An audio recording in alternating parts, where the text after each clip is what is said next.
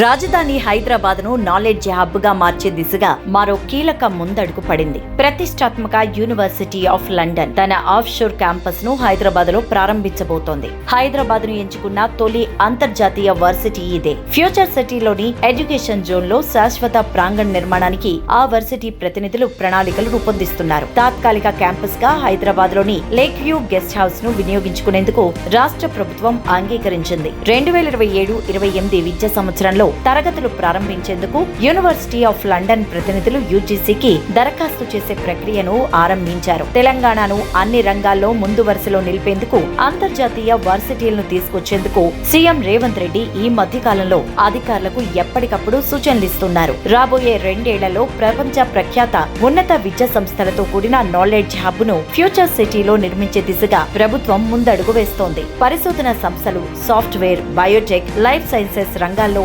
హైదరాబాద్ అగ్రస్థానంలో ఉన్నందున మరికొన్ని యూకే విశ్వవిద్యాలయాలు కూడా ఇక్కడ తమ క్యాంపస్ ను ప్రారంభించేందుకు ఆసక్తి చూపిస్తున్నట్టు సమాచారం. ఇటీవలే తమ క్యాంపస్ ను హైదరాబాద్ లో ఏర్పాటు చేసేందుకు 13 యూకే పాఠశాలల ప్రతినిధులు ఇక్కడకు వచ్చి విద్య, ఇతర శాఖల అధికారులతో సమావేశమయ్యారు.